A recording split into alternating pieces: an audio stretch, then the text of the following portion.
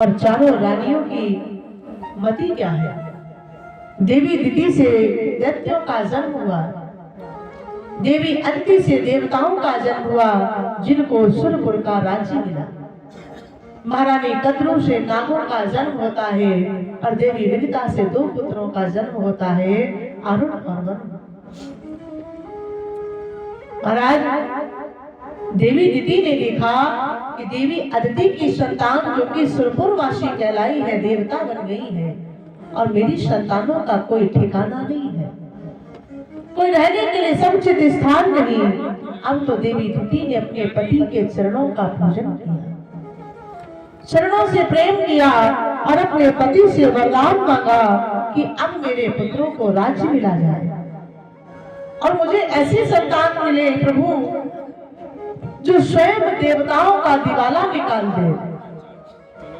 ऋषिवर को देना पड़ा इसी भांति वरदान।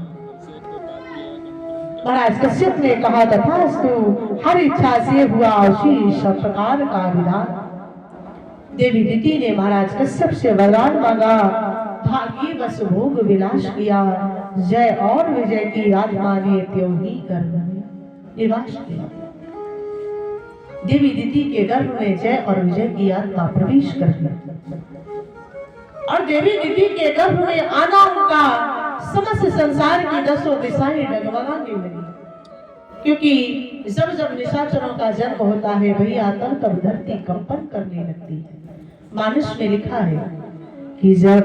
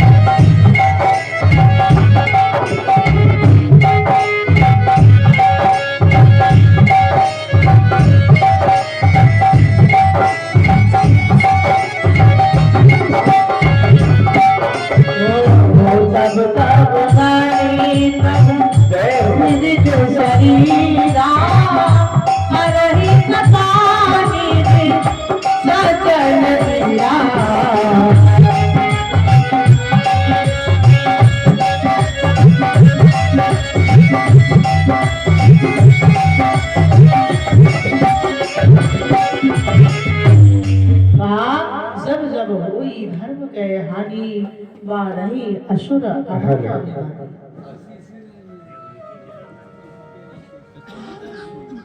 तब धारी प्रभु विविध शरीरा हरे ही कृपा निधि सज्जन। गीता में लिखा है, बोला है प्रभु ने, इरा इरा ही धर्म से ग्लानिर्भवति भारता अभ्युत्थानम अधर्मस्य तदात्मानं सदा।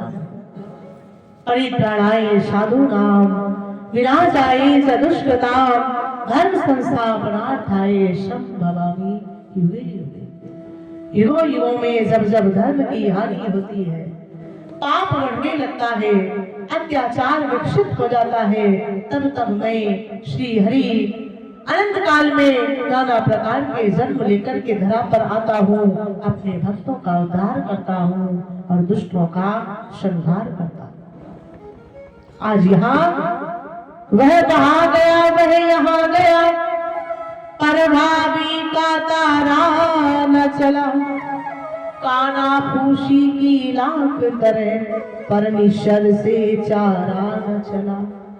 अभी देवता कोई वरदान नहीं कर पाए थे, तब तक जय विजय ने जन्म लिया और जन्म के साथ समस्त देवता यम वरुण कुबेर सुरेश सूर्य दुर्दिन के मारे दीन हुए, साही उठ गई जमाने से सब निश्चल के आदि।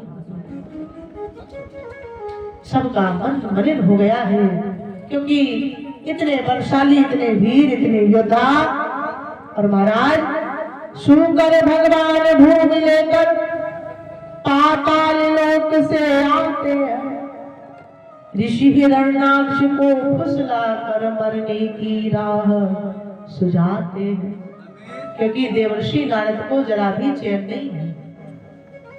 जहां शांति का वातावरण हो वहां देवर्षि नारद को भेज दिया जाए। महाराज भगवान घोड़ा को लेकर के आ रहे हैं और इधर हिरणाक्ष की भेंट किससे हुई? बोले देवर्षि नारद से। देवर्षि नारद से हिरणाक्ष ने, भैया मेरे हाथों में खुजलाहट हो रही है, तुम मेरे साथ युद्ध करो। देवर्षि नारद ने कहा, अच्छा युद्ध करने के लिए तुम्हें हम ही मिले हैं?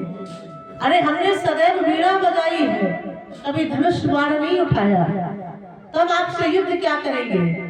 और यदि तुम्हें युद्ध करने का इतना ही शौक है तो जाओ पाताल में, वो भगवान विष्णु तुम्हारी धरती को चुरा करके ले जा रहे हैं।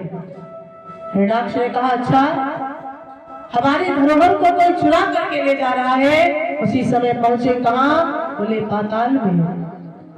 नारद बोले, ओ शांत सिंधु, ये शक्ति मुझे क्यों दिखलाते हो? मेरे पास लड़ने का कोई संसाधन नहीं है, पृथ्वी हर लिए जा रहे हैं, तुम हवा यहाँ पर खाते हो, जाओ जाकर के।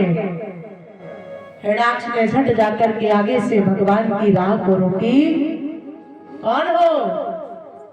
मेरी धरती को, मेरी छाती को चुरा करके ले जा रहे हो? क्या चोरी करने का तुम्हारा जन्म जन्मांतर का स्वभाव बन गया है? अरे तुम्हें ये चाहिए था तो मुझसे मांग लिया होता, इस प्रकार से चुराना तुम्हें शोभा नहीं देता। और इसी भांति से तुमने हमारे पूर्वजों को भी मारा है। और सावधान, देखिए मेरी ओर, मैं तुम्हारा काल हूं। जल पर रखकर भूमि को खड़े हुए भगवान और काट दिया सिर दुष्ट का चक्र सुदर्शन, हिरणाक्ष का वध कर दिया।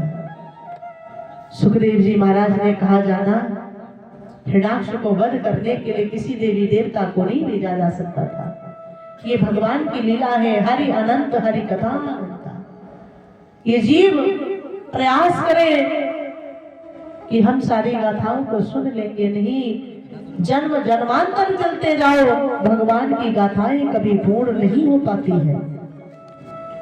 भगवान की गाथा में दिन प्रतिदिन आनंद ही आनंद बढ़ता है भैया।